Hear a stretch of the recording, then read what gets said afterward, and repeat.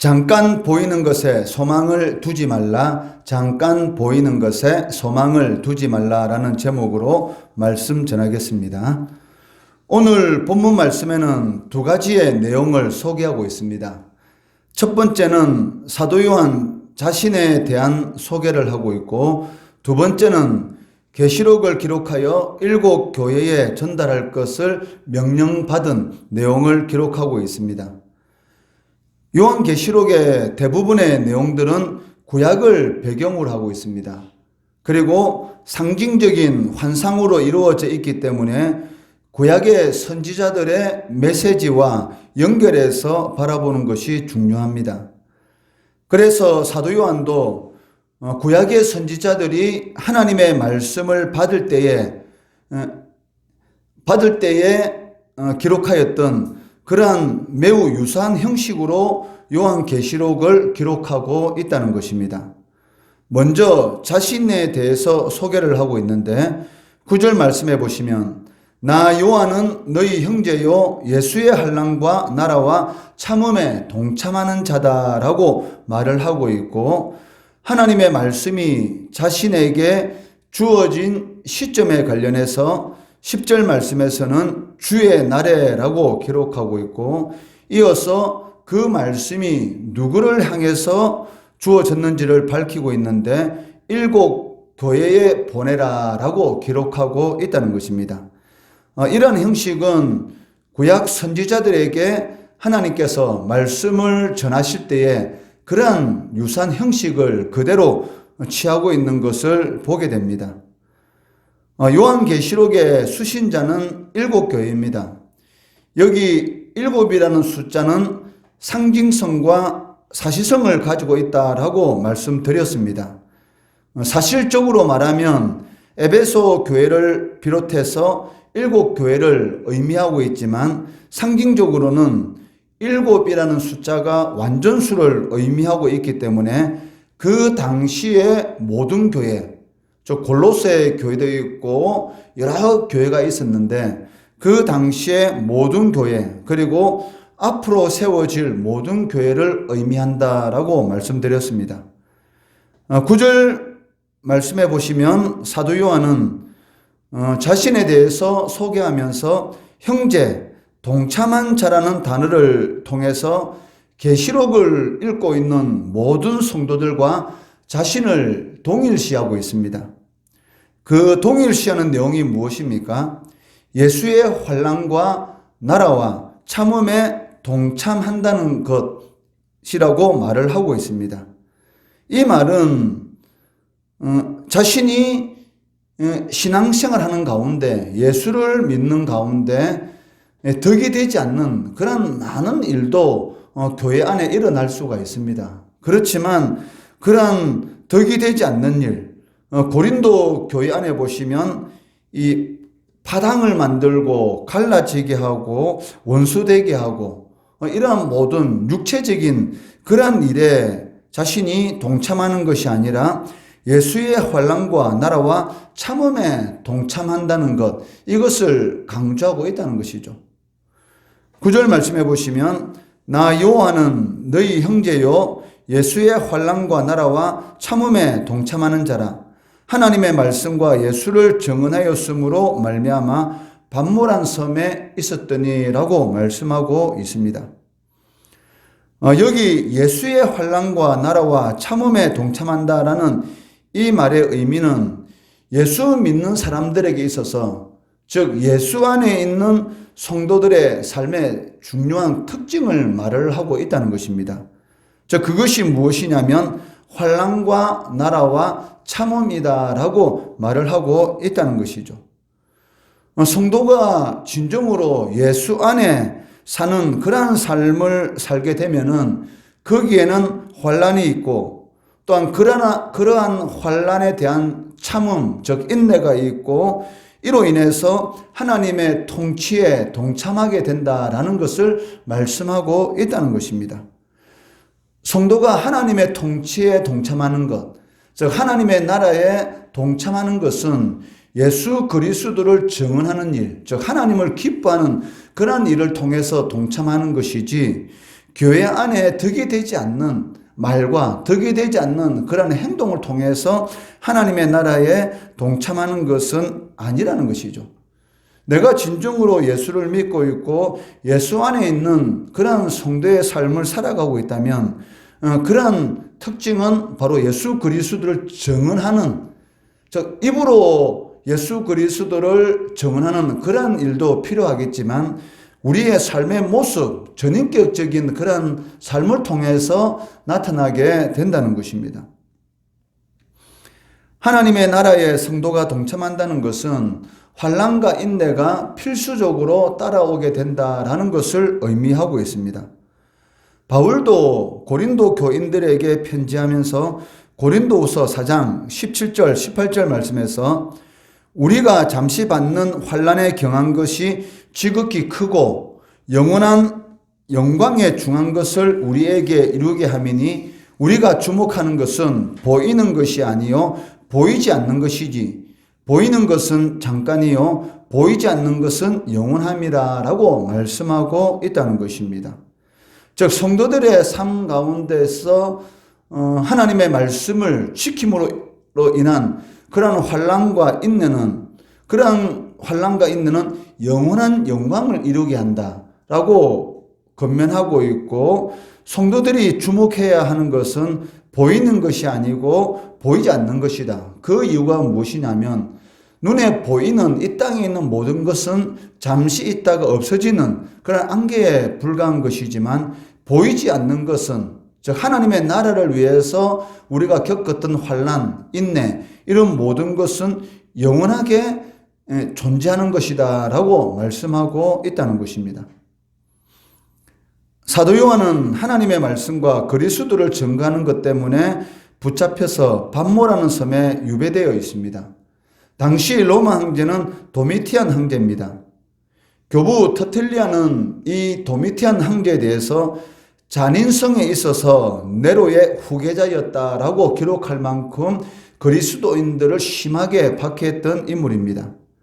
황제 예배를 거절하는 그리스도인들을 반역자로 정죄하고 처벌하였던 것이죠. 스스로 신이라 하고 자신에 대해서 신적 존재로 숭배할 것을, 그리고 그러한 모습을 통해서 자신에 대한 충성도를 기준으로 삼았던 것이죠. 그렇기 때문에 예수를 주로 고백하는 성도들에게 있어서는 심한 그런 핍박과 그 환난으로 다가올 수밖에 없었다는 것입니다. 이때 사도 요한도 pat모섬으로 유배를 당하게 되었던 것입니다. 그리고 주의 날에 계시를 받았다라고 기록하고 있는데 10절에 보시면 주의 날에 내가 성령에 감동되어 내 뒤에서 나는 나팔 소리 같은 큰 음성을 들으니라고 기록하고 있습니다. 여기에서 주의 날은 주님께서 부활하신 매주의 첫날, 즉 일요일을 가리킵니다. 주일에 사도 요한은 계시를 받게 되는데 성령에 감동되어 받았다라고 말씀하고 있습니다. 성령에 감동되었다라는 이 말은 성령 안에 있었다라는 그런 의미를 지니고 있습니다. 이것은 사도 요한이 요한계시록을 기록할 때에 성령의 통제하에서 자신이 하고 싶은 말을 적은 것이 아니라 성령 안에서 성령의 통제하에서 오류가 없도록 하나님의 말씀을 기록되었다라는 것을 의미하고 있다는 것입니다. 이를 통해서 우리가 알 수가 있는 것은 성령의 감동이 없이는 하나님의 말씀을 받을 수가 없다는 것이죠. 우리가 매주일마다 하나님의 전에 나와서 예배를 드리고 있지만 하나님의 은혜, 즉 성령의 감동이 없이는 하나님의 말씀을 받을 수가 없고, 성령의 감동이 없이는 그 말씀이 우리의 심령에 이 은혜의 그런 방편으로서 주어지지 않는다는 것입니다. 7절 말씀에서도 우리가 이미 살펴보았지만 성령의 감동을 받지 못하는 성도, 성령의 은혜를 누리지 못하는 성도는 하나님을 계속 찌르고 있으면서도, 즉 하나님을 대적하고 있으면서도 실질적으로는 자신이 하나님을 대적하는지 하나님을 찌르는지 그것도 모르는 영적 불감증에 빠질 수밖에 없다는 것이죠.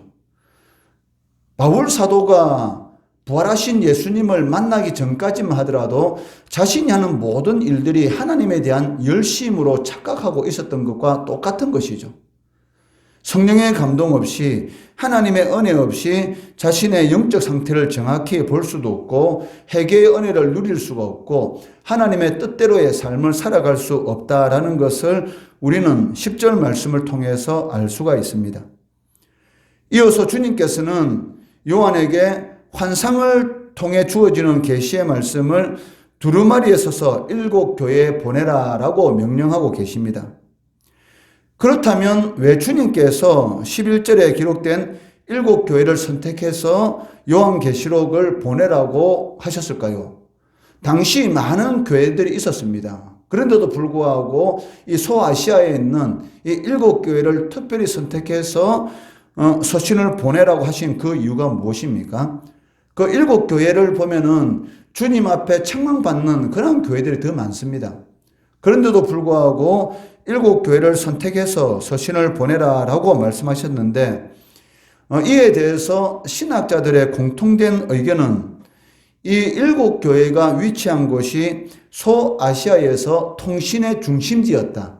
즉, 이 7 교회에 요한계시록을 보내게 되면 다른 모든 교회에 이 서신이 해람 서신으로서 돌아가면서 읽을 수 있도록 다 전달될 수가 있는 그러한 통신의 중심지였기 때문에 이 7 교회를 선택해서 이 서신을 보내라고 했다라고 신학자들은 공통적으로 보고 있습니다.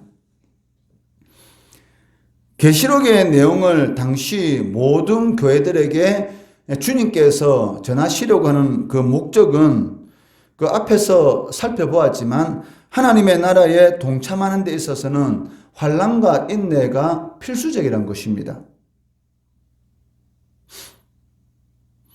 당시 이 도미티안 황제가 통치하고 있던 그 당시, 그리고 그 이전, 그리고 그 이후로도 예수 그리스도를 구주로 영접한 많은 성도들이 고통과 환난 가운데서 배교의 그러한 유혹을 받게 될 것인데, 그러한 유혹이 있을 때마다 잠시 보이는 것으로 인해서 영원한 것을 잃어버리지 마라. 육체를 죽이는 권력자들을 두려워할 것이 아니라 영혼과 육체를 영원히 멸하실 수 있는 그 하나님을 바라보며 잠시 있는 환난으로 인해서 배교를 함으로 영원한 것을 잃어버리는 그러한 일을 당하지 않도록 건면하기 위해서 이 요한계시록 서신을 기록해서 보내게 되었던 것입니다. 오늘날 우리들도 이 코로나 시대를 살아가고 있는 가운데 자신도 인식하지 못하는 사이에 하나님을 기쁘시게 하기보다는 눈에 보이는 그런 사람을 기쁘게 하기 위해서 또 그 사람을 만족시키기 위한 그러한 신앙생활을 할 수도 있다는 것이죠.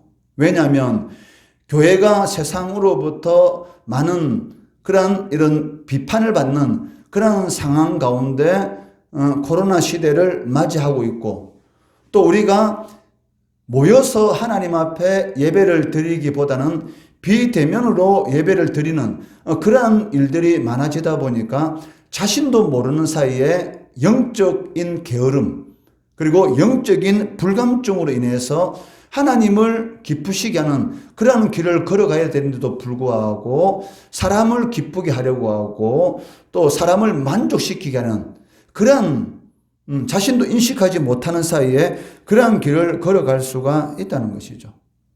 그렇기 때문에 사람을 기쁘게 하는 잠시 있다가 없어지는 것에 우리가 소망을 두면 안 된다는 것입니다. 사람은 환경에 따라 언제든지 변할 수가 있지만 하나님은 영원토록 변함이 없습니다. 사람은 우리를 기억하지 못할 때 할지라도 하나님은 손바닥에 우리의 이름을 다 기억하시고 어떤 상황 가운데 있을지라도 하나님의 나라를 위해서, 하나님의 복음을 위해서, 또 그리스도인으로서의 정체성을 지키기 위해서 환난과 공고와 핍박과 비판을 당한다 할지라도 그 그리스도인으로서의 정체성을 지키는 그러한 성도들을 보고 계시고 반드시 지켜주시고 보호하여 주신다는 것이죠. 이것을 꼭 명심하시고 코로나 시대에 어떻게 보면 자신도 모르는 사이에 사람을 만족시키려고 하는 그러한 이 경향으로 흐를 수가 있습니다. 조심하시고 하나님을 기쁘시게 하는 영원한 것에 소망을 두고 살아가시는 성도 되시기를 주의 이름으로 축원합니다.